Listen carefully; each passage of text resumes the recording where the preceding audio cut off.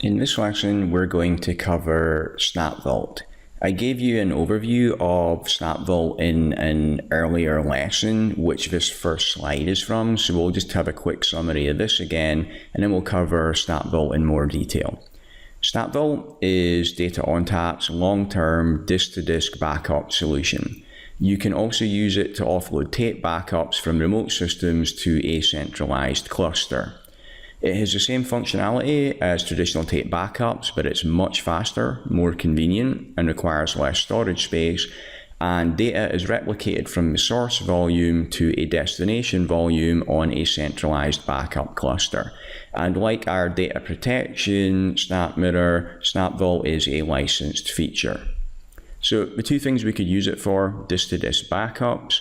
You see here we've got multiple remote systems, and we are using our centralized SnapVault system as the backup location for all of those different remote locations.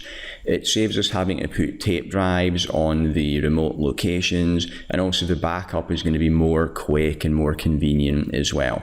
In the SnapVault location, we're probably going to use SATA drives there because that's going to be cheaper than using SAS drives or SSDs. We don't have clients accessing the SnapVault cluster for their data access, so we don't need high performance disks there. Capacity is more important. We can also use it for staging to remote tape. So this is similar, where we've got multiple remote systems and they are all sending backups into the SnapVault system. But in the example here, we do have a tape device that is attached to the centralized SnapVault system. Now, you may be wondering why we would do that. It would be for compliance reasons. If in your industry it's a requirement that you have to back up to tape, that you can't back up to disk, then we could use SnapVault. We could stage the backups to disk on the SnapVault system and then move it down onto tape from there. Again, it would save us having to purchase tape drives for all of the different remote systems. If you are going to do this, you can either use SnapMirror or you can use SnapVault to do it. So SnapVault, we will often be replicating from a NetApp cluster to our other NetApp SnapVault cluster. We also have a feature available which is OSSV, Open Systems SnapVault. With OSSV, you can do backups from an actual end host onto the SnapVault system rather than doing it from a NetApp system. So this is software that you install on the host. It's supported on Windows, Linux, Unix, SQL, or VMware clients. You put the software on there and it can then back up its own drives to the SnapVault NetApp storage cluster. SnapVault uses the SnapMirror engine, so the replication works exactly the same way as our load sharing mirrors and our data protection mirrors do. We do the initial baseline transfer to start off with. A snapshot copy is created of all data on the source volume and transferred to the destination volume. After that, we will do manual or scheduled updates. For our backups, for sure, we're going to be doing scheduled updates. You can do manual updates on demand if you needed to as well. When the scheduled update is due to run, a new snapshot copy is taken.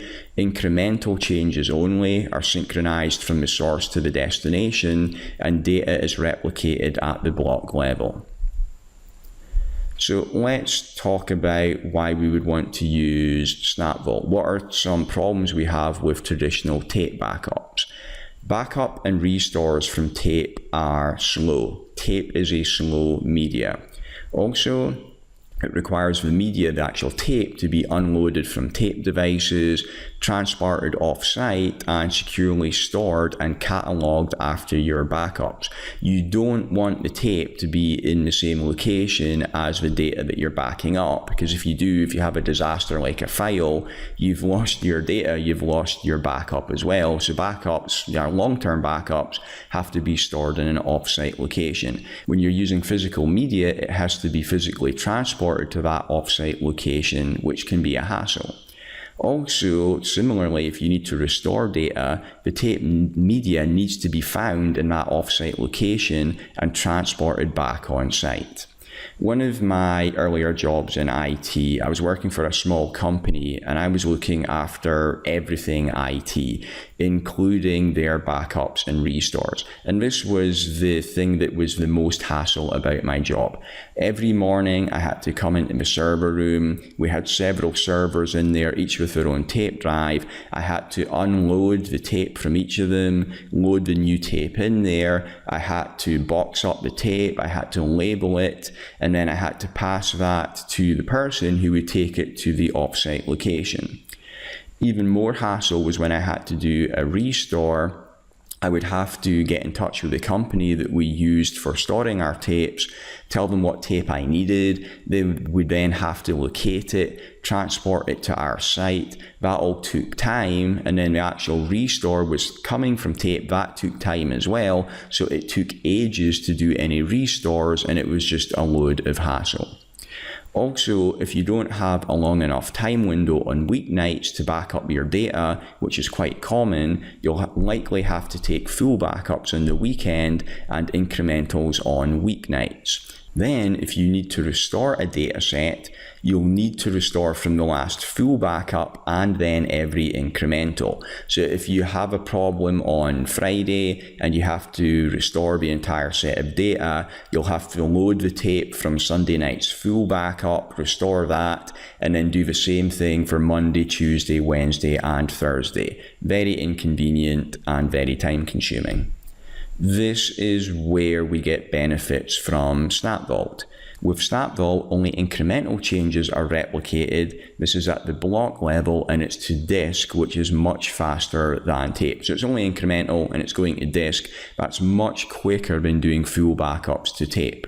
So your backups can be completed in a much shorter time window.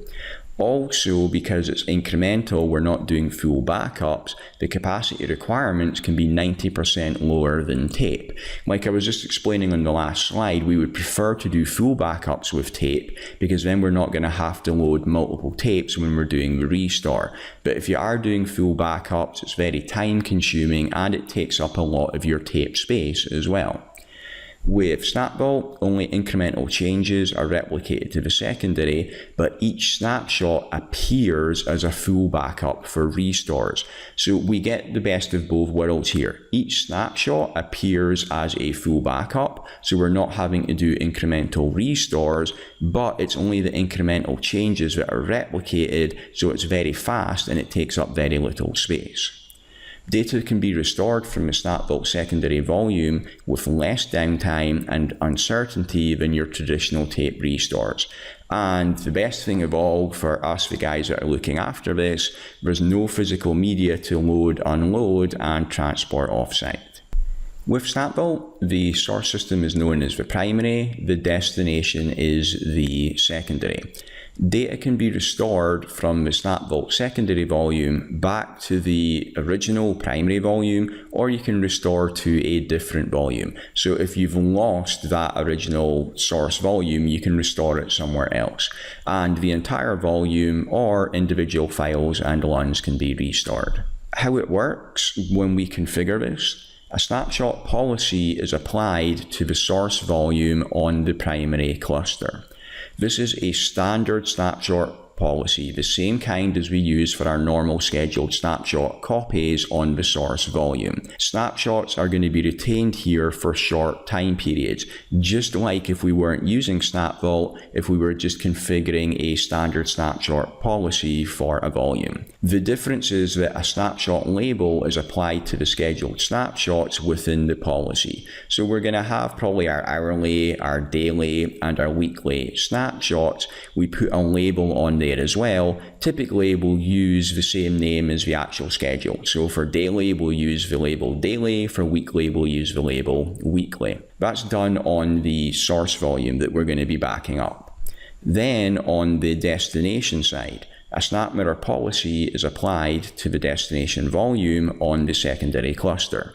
The policy contains rules which contain snapshot labels which match the labels on the source side, and they specify how long those snapshots are going to be retained for on the backup SnapVault system.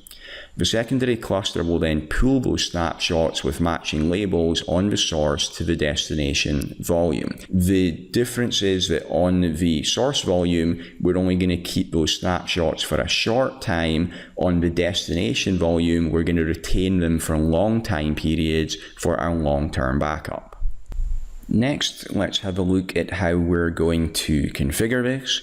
The initial configuration steps, which we spoke about in the lesson earlier. First, we need to license SnapVault. We do that on both clusters, both the primary and the secondary. Then we need to create our intercluster lifts. We do that on every node on both clusters. We then peer the clusters with the cluster peer create command and peer the SVMs with the vserver peer create command. So we're going to have an SVM created on the SnapVault secondary on the destination side that we can put the destination volume into. We then peer that SVM with the source SVM on the primary side.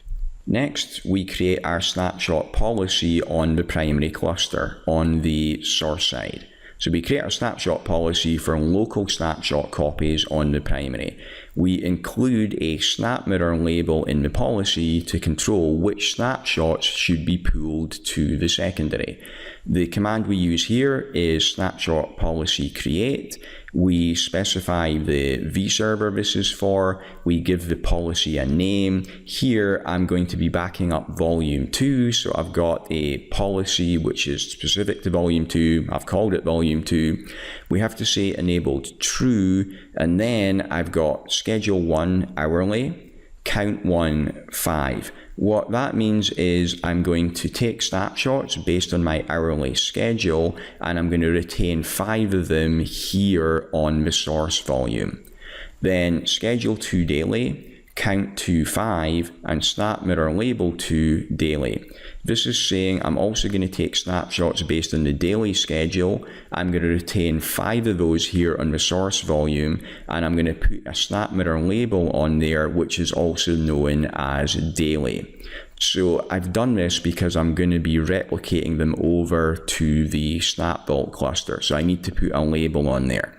I didn't put a label on the hourly schedule because I'm not going to be replicating that over to the SnapVault secondary. The SnapVault secondary is for my long-term backups, so I'm probably not going to want to have hourly snapshots on there. And then finally, I'm also taking weekly snapshots. So I have got schedule 3 weekly, count 3 2, and SnapMirror label 3 weekly. So I'm taking snapshots based on the weekly schedule. I'm going to retain 2 of them here on the source cluster, and I'm putting a SnapMirror label on there which matches the schedule name. It's weekly. Then I need to apply the snapshot policy to the source volume on the primary cluster. To do that, it's volume modify, vserver department A, volume 2, and snapshot policy vol2, the snapshot policy I just created. That's all the config that I need to do on the primary cluster on the source side. Next, I move over to the destination side, the secondary cluster. Here, I'm going to create a SnapMirror policy for snapshot copies to be replicated to the secondary. So if I just go back one slide, you'll see on the primary, I create a snapshot policy. On the secondary, I create a SnapMirror policy. The rules in the SnapMirror policy must match the snapshot label that I created on the primary on the previous slide. So here my commands are SnapMirror policy create for vserver department A SV and its policy vol2. So that's just creating the policy. Next I need to add rules to the policy. I've got SnapMirror policy add rule for vserver department A SV. The policy is the vol2 policy that I just created, and then I say SnapMirror label daily keep 31. And I've also got SnapMirror policy add rule, again for vServer department ASV and policy vol2, SnapMirror label weekly, keep 52. So I've added 2 rules to the policy. I'm going to pull daily snapshots over and keep 31 of them, and I'm going to pull weekly snapshots over and I'm going to keep 52 of those. If I go back to the previous slide again, you can see on the primary side, I'm taking daily snapshots and retaining 5 of them, and I'm taking weekly snapshots and retaining 2. So I've got my short-term backups on the source volume. On the destination volume, I'm keeping 31 dailies. So I'm keeping dailies for a whole month, and I'm keeping 52 weeklies. I'm keeping weeklies for a whole year. So I've got my long-term backups on the SnapVault destination volume. Next, I need to create and initialize the volume mirror relationship. So I create the volume for the Vault destination on the secondary SVM. The command for that is volume create. This was vServer department ASV.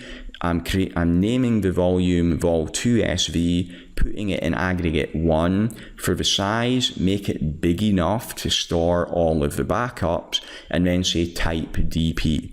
Again, when you're creating the destination volume for SnapMirror, whether it's load sharing mirrors, DP mirrors, or SnapVault, the volume create is always type DP. Then I create the mirror from the secondary cluster. All the commands on this page again are on the secondary, on the destination side. I say SnapMirror create.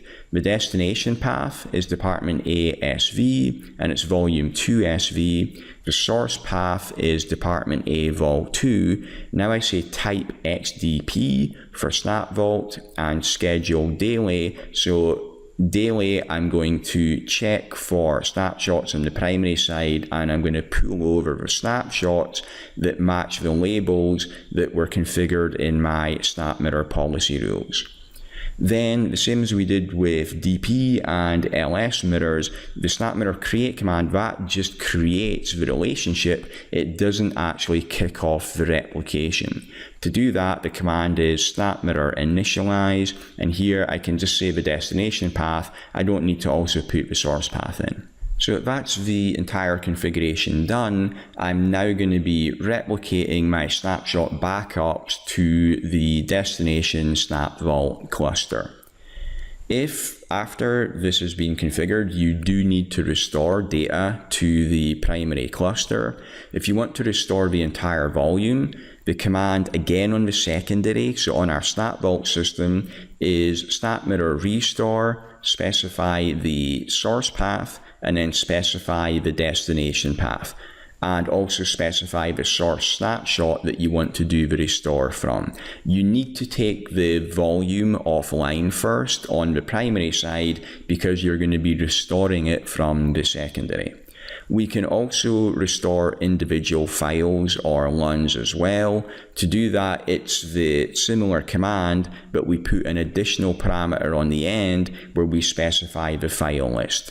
In the example here, you can see that I'm restoring file 1 and file 2 from the finance folder. When you use these commands, when you specify the destination path, you can restore back to the original source volume, or you could restore them into a different volume.